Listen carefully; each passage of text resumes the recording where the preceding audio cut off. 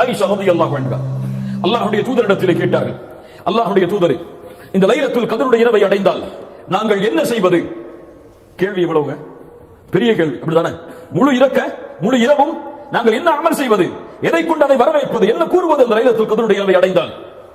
அல்லாஹ்வுடைய தூதர் ஸல்லல்லாஹு அலைஹி வஸல்லம் சொல்லுங்கள், அவர்கள் சொன்னார்கள், அந்த லைலத்துல் கத்ருடைய இரவை அடைந்தால் ஆயிஷா அவர்களை இந்த துஆவை ஓதுங்கள்.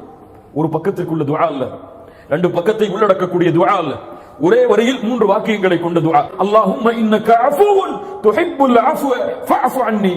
யா ரப், என் இறைவனே, நீ மன்னிக்க கூடியவன், பாவங்களை நீக்க கூடியவன், பாவங்களை அழிக்க கூடியவன்.